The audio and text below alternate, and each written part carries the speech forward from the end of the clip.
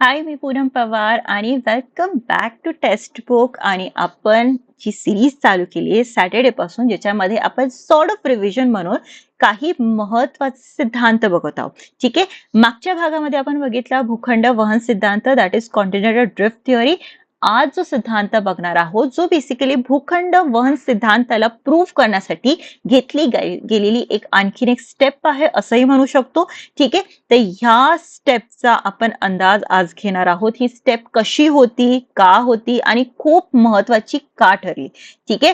माहिती आहे मला दिवाळी चालू आहे, परंतु परीक्षा पण लवकरच आलेल्या आहे, त्यामुळे रिव्हिजन साठी हे टॉपिक्स तुम्हाला खूप जास्त इम्पॉर्टंट ठरतील अशी मी अपेक्षा करते.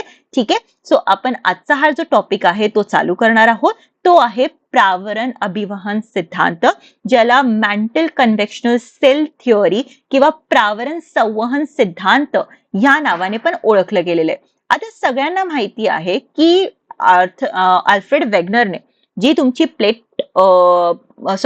भूपट्ट किंवा भूखंड वहन होत आहे, मूव्ह होत आहे असं जेव्हा सांगितलं, तेव्हा त्याच्या मागचा हेतू फक्त एवढाच होता की बेसिकली क्लायमॅटिक कंडिशन्स कशा कुठे चेंज होऊ शकतात हे कसं प्रूव्ह करणं.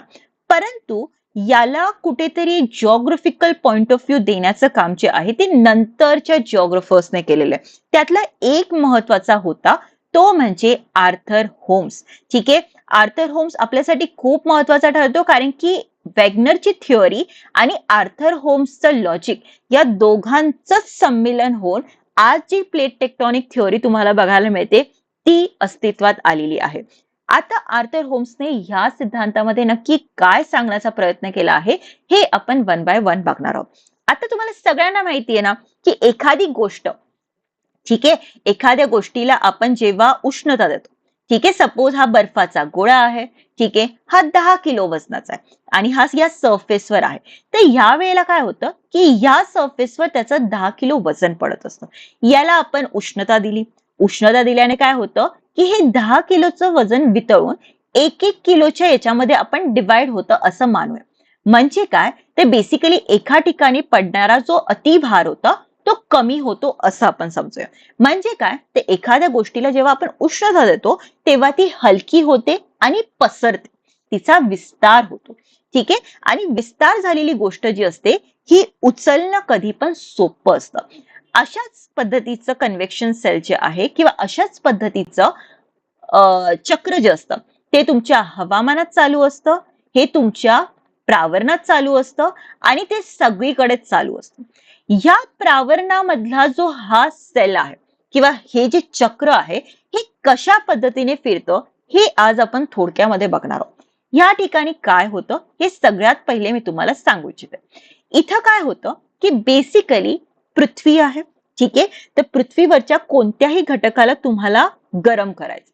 गरम केल्यावर गोष्ट जी असते ती हलकी होते आणि हलकी झाल्यामुळे ती वर सरकायला लागते आणि तिची जागा जी असते ती जड वस्तू जी आहे ती घेत असते. जड वस्तू पण पुन्हा गरम होणार, हलकी होणार आणि वर सरकणार. अशा पद्धतीने ती कंटिन्युअसली वर सरकत जाते. वर जाता जाता जर तापमान घट होत असेल, ओके, खालून उष्णता मिळते आपण असं म्हटलेलं आहे, ठीक आहे. तर वर जाता जाता जर तापमानामध्ये घट होत असेल तर ही विस्तृत झालेली गोष्ट जी आहे किंवा प्रसरण पावलेली गोष्ट जी आहे ती पुन्हा एकसंग होऊन जड व्हायला लागते आणि जड होऊन तिचं वजन अति झाल्यामुळे ती पुन्हा खाली सरकते आणि अशा पद्धतीने ते कंटिन्युअस चक्र जे असतं ते फिरायला लागतं. यालाच आपण म्हणतो अभिसरण चक्र. यालाच आपण काय म्हणणार आहोत, तर अभिसरण चक्र म्हणतो. अभिसरण चक्रामध्ये काय समजायचं आहे की हलकी गोष्ट किंवा गरम गोष्ट, उष्ण गोष्ट जी असते ती हलकी होऊन वर सरकायला लागते आणि जड गोष्ट जी आहे ती जड झाल्यामुळे, थंड गोष्ट जी असते ती जड झाल्यामुळे जड होऊन खाली सरकायला लागते. अशा पद्धतीचं चक्र जे असतं हे तुमच्या हवामानात घडत असतं, हे तुमच्या प्रावरणात घडत असतं. अशाच पद्धतीची घटक जे आहे, अशाच पद्धतीची गोष्ट जी आहे ही तुमच्या प्रावरणाच्या म्हणजेच मॅन्टल मध्ये घडत असते.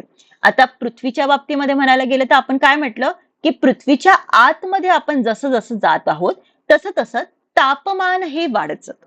ठीक आहे.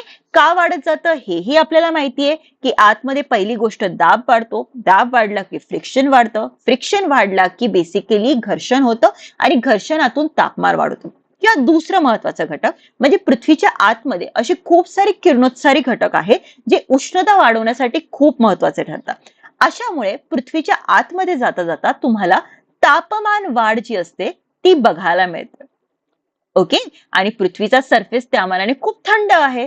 ठीक आहे. तर इथे तुम्हाला दोन करंट दिसले, की वर आहे थंड सरफेस आणि खाली आहे गरम सरफेस. आता इथं जी घटना घडणार आहे ती घडणार आहे प्रावर्णामध्ये. आता प्रावर्णात काय होणार आहे बरं? तर बेसिकली हा तुमचा प्लेटचा तुकडा जो असतो किंवा एखादी भूपट्ट असतं, हे भूपट्ट काय होतं, की विध्वंसक प्लेट बाउंड्री ज्या ठिकाणी आहे, विध्वंसक भूपट्ट सीमा ज्या ठिकाणी आहे, तिथून हा भूपट्ट आत सरकायला लागतो. आत तो जड असतो, त्यामुळे काय होतं, की बेसिकली जड भूपट्ट हा खाली सरकायला लागतो. आतमध्ये सरकल्यानंतर काय होतं, की आतमध्ये तो जशी जशी उष्णता वाढणार तसं तसं वितळायला लागतो. वितळल्यानंतर तो हलका होतो आणि तो वरच्या दिशेने यायला लागतो. वर येता येता पुन्हा थंड होतो, पुन्हा खाली सरकतो. अशा पद्धतीचे चक्र जे असतं हे पृथ्वीच्या आतमध्ये सातत्यपूर्णरित्या चालू असतं. हे कधीच थांबत नाही. ठीक आहे, आज इकडे आहे, उद्या तिकडे आहे. तर अशा पद्धतीचे कन्व्हेक्शन सेल्स किंवा अभिवहन किंवा अभिसरण चक्र जे आहे हे पृथ्वीच्या आतमध्ये सातत्याने चालू आहे, असं म्हटलं आर्थर होम्स याने. ठीक आहे. कधी म्हटलं, की 1912 साली तुम्हाला वेगनरने थिअरी दिली. त्यानंतर 1930 मध्ये आर्थर होम्सने हा सिद्धांत मांडलेला आहे. ठीक आहे, म्हणजे त्याच्यानंतर आता यामध्ये त्याने काय सांगितलं, की पृथ्वीच्या आतमध्ये हे जे संवहन चक्र आहे किंवा हे अभिसरण चक्र आहे, हे सातत्याने फिरत असतं आणि सातत्याने फिरल्यामुळे काय होतं माहिती का, की बेसिकली याचा जमिनीवर म्हणजे भूपृष्ठावर ताण किंवा दाब तयार होतो. ताण किंवा दाब तयार होतो. आणि ह्या ताणातून आणि दाबातून बेसिकली ह्या भूपृष्ठांची किंवा ह्या भूपट्टांची हालचाल जी आहे ती तुम्हाला बघायला मिळते. या हालचालीतून मग विविध भूरूप निर्माण होतात.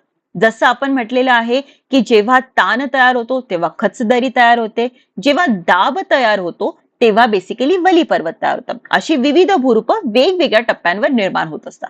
आता वेगनरची थिअरी जी होती ती खूप उथळ होती. म्हणजे त्याने काय सांगितलं, की सियाल जो आहे तो सायमावर तरंगत आहे. परंतु आर्थर होम्सचं म्हणणं असं होतं, की बेसिकली सियाल आणि सायमा हे एकमेकांशी इतके संबंधित आहे, की बेसिकली हे टेक्निकली कोणावर तरी तरंगत आहे आणि हा जो तरंगणारा लेयर आहे तो होता तुमचा मॅन्टल किंवा प्रावरण. आणि ह्या सिद्धांतामुळे एक गोष्ट नक्की झाली, की बेसिकली खंडांची निर्मिती किंवा खंडांवर विविध भूरूपांची निर्मिती जर करायची असेल तर इतक्या मोठ्या फोर्सची खूप गरज असणार आहे. कारण की हे एवढे मोठे फोर्स असतील तरच खंडांची तोडफोड किंवा जडणघडण जी आहे ती शक्य होऊ शकते. यामुळे काय झालेलं आहे, की आर्थर होम्सची कन्व्हेक्शन सेल थिअरी झाली आणि वेगनरचा कॉन्टिनेंटल ड्रिफ्ट थिअरीचा संबंध, या दोघांचा संबंध लावला गेला आणि त्यानंतर ज्या थिअरी आल्या, या थिअरी कोणत्या होत्या, तर हॅरी हेसची थिअरी आहे जी आहे सी फ्लोर स्प्रेडिंग वर. ठीक आहे. त्यानंतर आहे प्लेट टेक्टॉनिक थिअरी जी डब्ल्यू.जे. मॉर्गन याने दिलेली आहे. या सगळ्या थिअरीचा संबंध लावला गेल्यानंतर काय झालेलं आहे, की बेसिकली हे दोन थिअरी म्हणजे प्रावरण संवहन सिद्धांत आणि वेगनरचा भूखंड वहन सिद्धांत, या दोघांच्या कॉम्बिनेशन मधून या नवीन थिअरी, मोस्ट ऍडव्हान्स थिअरी ज्या आहे त्या जन्माला आल्या. आणि ह्या जन्माला आल्यामुळेच बेसिकली आज आपण कोणत्या ठिकाणी कोणत्या स्वरूपाचा भूरूप तयार होऊ शकतो याचा अंदेशा ज्याला आपण म्हणतो, ज्याचं अजम्पशन जे आहे ते लावू शकतो. जसं आपण म्हटलेलं आहे, की बेसिकली जे कन्व्हेक्शन सेल्स आहे ते आफ्रिकेला दोन तुकड्यांमध्ये तोडत आहे. एक तुकडा जो पूर्वेकडे राहत आहे तो आहे सोमालियन प्लेट आणि एक तुकडा जो आहे हा प्राचीन गोंडवाना लँडची आफ्रिकन प्लेटचा भाग आहे. आणि बेसिकली ह्यांमध्ये अपोजिट डिरेक्शनने म्हणजे विरुद्ध दिशेने चालणाऱ्या या कन्व्हेक्शन सेलमुळे जमिनीवर ताण तयार होऊन दोन वेगवेगळे भूपट्ट निर्माण होण्याच्या दिशेने चाललेले आहे आणि ह्याच भूपट्टांच्या दरम्यान जी आहे ईस्ट आफ्रिकन रिफ्ट व्हॅली, इथं आता सर्वात नवीन समुद्र जो आहे तो तुम्हाला बघायला मिळू शकतो. ऍक्च्युली तुम्हाला नाही, परंतु तुमच्या नवीन येणाऱ्या पिढीला मे बी बघायला मिळू शकतो. सो अशा इंटरेस्टिंग फॅक्ट ज्या आहे त्या आता आपण प्लेट टेक्टॉनिक थिअरीच्या बाबतीमध्ये बघणार आहोत पुढच्या भागामध्ये. जी मुलं राज्यसेवेसाठी प्रिपेअर करत आहे ऍज वेल ऍज जी मुलं कंबाईन साठी प्रिपेअर करत आहेत त्यांच्यासाठी दिवाळी गिफ्ट घेऊन आलेलं आहे टेक्स्ट बुक दिवाळी अपनोवाली या ऑफर मधून. या ऑफर मधून तुम्हाला पुन्हा घेता येणार आहे मॅक्झिमम डिस्काउंटचा बेनिफिट जो फक्त राहणार आहे 3 तारखेपर्यंत. म्हणजे तुमची दिवाळी फुल ऑन डिस्काउंट करण्याचा प्लॅन आम्ही करून ठेवलेला आहे. 79,999चा कोर्स जो आहे तो फक्त मिळणार आहे तुम्हाला 30,224 मध्ये. ठीक आहे. ऍज वेल एज जी मुलं कंबाईन साठी प्रिपेअर करत आहे त्यांच्यासाठी पण आपण हा डिस्काउंट जो आहे तो घेऊन आलेलो आहोत, ज्याच्यामध्ये फक्त 7,999चा कोर्स जो आहे तो तुम्हाला 2,099 रुपयाला मिळत आहे if you use my coupon code that is Poonam Pawar. Okay. आणि तुम्हाला कोणताही डाऊट असेल you can contact me on this number any time. तुम्हाला काही क्वेरी असतील या ऑफर रिलेटेड अभ्यास related just ping me, I just guide you as much as possible. So he offer फक्त 3 तारखेपर्यंत आहे, तर या डिस्काउंटचा बेनिफिट घ्यायला विसरू नका. You use my coupon code that is Poonam Pawar. Till then bye bye and happy Diwali. Bye.